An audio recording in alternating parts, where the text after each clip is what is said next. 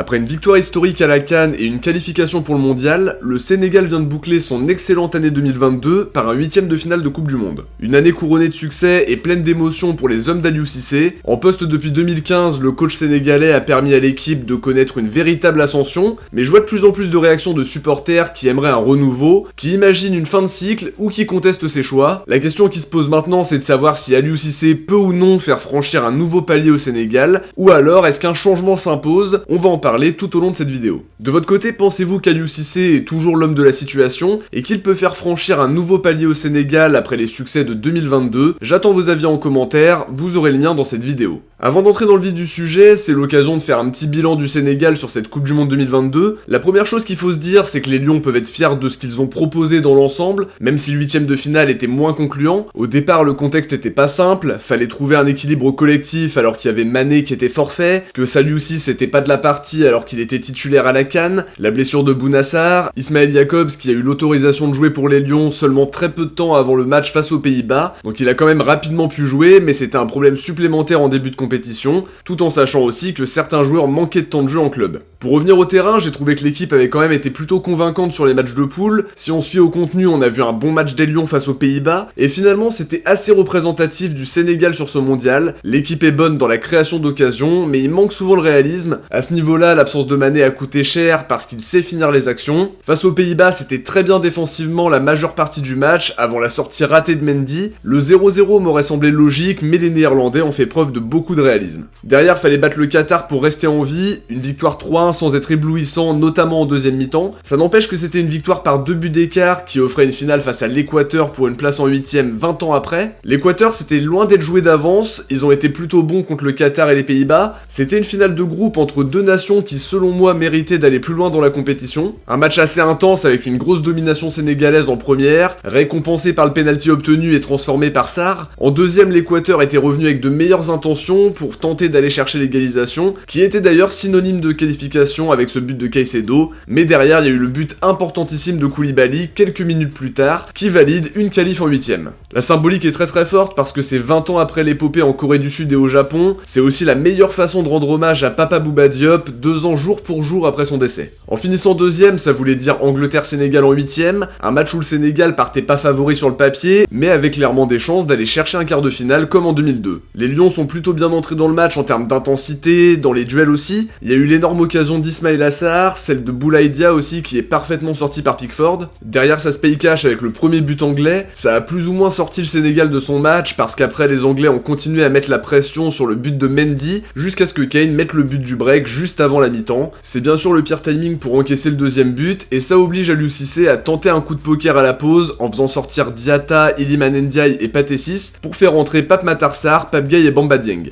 Malheureusement les Anglais étaient très tranchants et avec le but du 3-0 les derniers espoirs ont disparu, le Sénégal n'a pas su inverser la tendance au retour des vestiaires et derrière ça a été beaucoup plus compliqué avec le but du 3-0. L'Angleterre a mieux géré son match que ce soit par le réalisme, l'animation offensive très tranchante et la capacité à faire le break au meilleur moment. Le Sénégal aurait pu faire un meilleur match mais dans l'ensemble j'ai trouvé que l'Angleterre était supérieure sur pas mal de points malgré le bon début de match du Sénégal. Ça s'est aussi joué un petit peu à l'expérience, côté sénégalais il aurait fallu mettre les occasions parce que derrière ça se paye toujours cash. Alors malgré l'élimination je trouve que le Sénégal a quand même fait une belle Coupe du Monde sans son joueur star. Alors bien sûr il y a plein d'équipes qui ont des absents de marque mais on peut clairement pas négliger l'impact de Sadio Mané dans l'animation offensive, la capacité à faire des différences et à finir les actions. Je trouve que le Sénégal s'en est plutôt bien sorti, c'était pas simple de trouver la compo parfaite, alors que les derniers rassemblements évidemment avaient été pensés autour de Mané. En tout cas entre le premier sacre à la CAN et un 8ème de finale au mondial, c'est une année 2022 réussie pour les Lions de la Teranga. Maintenant faut avoir les yeux rivés sur la prochaine CAN avec l'ambition de garder le trophée et de préparer la Coupe du Monde 2026 de la meilleure manière possible. Après une année couronnée de succès, le Sénégal va donc tenter de passer un nouveau palier dans les années à venir et ça me permet de faire la passerelle sur le sujet principal de la vidéo. Comme je l'ai dit en intro, Aliou Cissé est admiré par beaucoup mais aussi contesté par d'autres qui estiment qu'il n'a pas assez progressé tactiquement, que ses choix sont parfois discutables au point que certains aimeraient que le Sénégal change de sélectionneur pour passer ce fameux palier et briller davantage à l'échelle internationale. Alors pour analyser la question, faut se remémorer le chemin parcouru par la sélection sur ces 20 dernières années années. Avant 2002, le Sénégal ne s'était jamais qualifié pour une Coupe du Monde et n'avait encore jamais connu de finale de CAN. En tant que joueur, Aliou Cissé était le capitaine de la sélection qui a été quart de finaliste de Coupe du Monde et finaliste de la CAN 2002. Il prend les rênes de la sélection après le départ d'Alain Giresse en mai 2015, alors que le Sénégal a été éliminé au premier tour de la CAN 2015 dans un groupe hyper relevé avec le Ghana, l'Afrique du Sud et l'Algérie. Pour la CAN 2017, le Sénégal retrouve l'écart avant de s'incliner au tir au but contre le Cameroun. C'est finalement le point de départ d'une nouvelle grande ascension conclue par la qualification à la Coupe du Monde en Russie. 16 ans après la dernière, et malheureusement, le cruel dénouement avec l'élimination au nombre de cartons jaunes, même si le Sénégal aurait mérité d'aller plus loin. Un an plus tard, les Lions étaient en finale de la CAN mais s'inclinent 1-0 contre l'Algérie, symbole encore une fois d'une montée en puissance qui ne demande finalement qu'un titre pour confirmer ça. C'est maintenant chose faite après la victoire contre l'Égypte en février. Ensuite, pour que le plaisir soit total,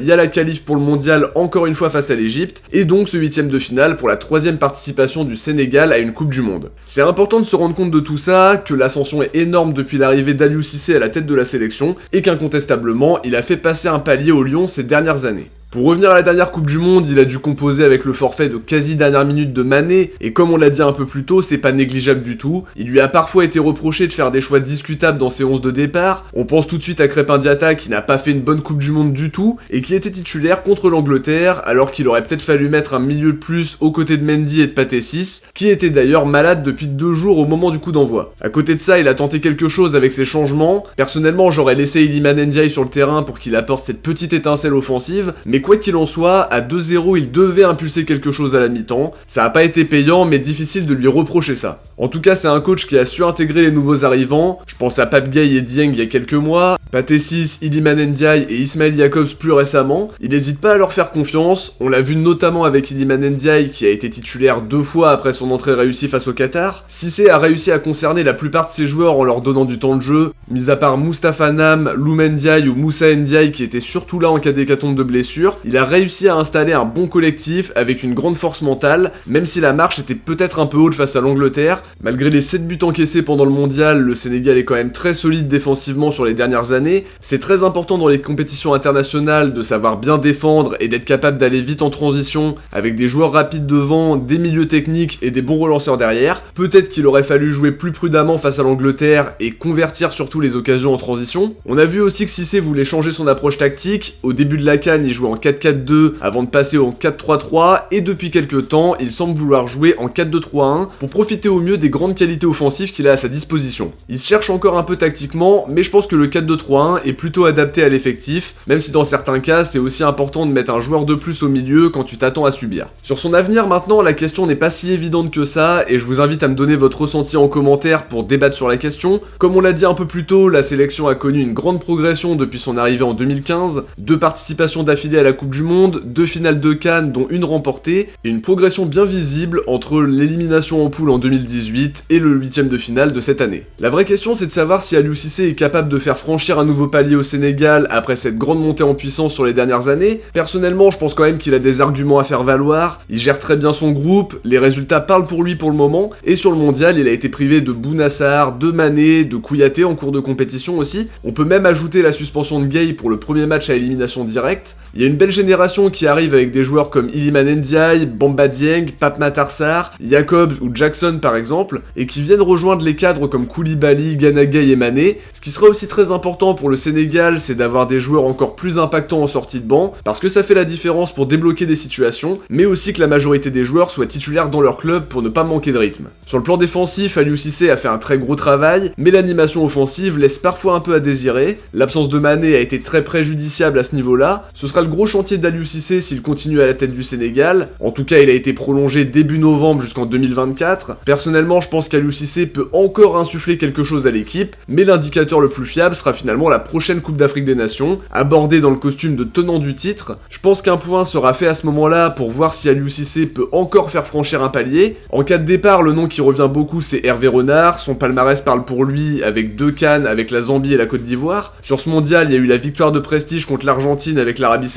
Saoudite. De son côté, sa femme est sénégalaise, il avait publiquement exprimé l'envie d'entraîner le Sénégal un jour, et ça semble être la piste prioritaire en cas de changement de coach. J'ai vu d'autres propositions de supporters sur Twitter qui me paraissent quand même moins probables à l'instant T, comme Omar Daf qui vit une saison compliquée avec Dijon pour le moment, ou Dabib Bey qui entraîne actuellement en national avec le Red Star, deux joueurs qui ont porté le maillot du Sénégal mais qui doivent selon moi encore prendre de l'expérience avant de pouvoir prétendre à une sélection aussi ambitieuse. En tout cas, après une année 2022 très réussie, je pense qu'Aliou Cissé peut encore apporter quelque chose, mais son avenir sera donc réétudié probablement après la prochaine CAN, à moins qu'il considère lui-même qu'il arrive à la fin d'un cycle et qu'un changement serait bénéfique pour tout le monde. Parfois, faut pas attendre qu'une future compétition se passe mal pour amener des idées nouvelles, mais pour le coup, les derniers résultats incitent quand même à l'optimisme au vu de la progression bien visible. En tout cas, s'il part pas de lui-même, il sera au moins là jusqu'à la prochaine CAN parce que je vois mal la fédération sénégalaise s'en séparer après les derniers résultats, même si ça peut arriver. Faut préparer ce groupe de la meilleure manière possible pour aller défendre le titre à la prochaine CAN et viser un quart, voire un dernier carré à la prochaine Coupe du Monde. Il y a plein de choses positives dans l'évolution de la sélection sénégalaise, mais il manque encore quelque chose selon moi pour être plus redoutable à l'échelle internationale, et ce sera le gros chantier du staff pour les prochains mois et les prochaines années.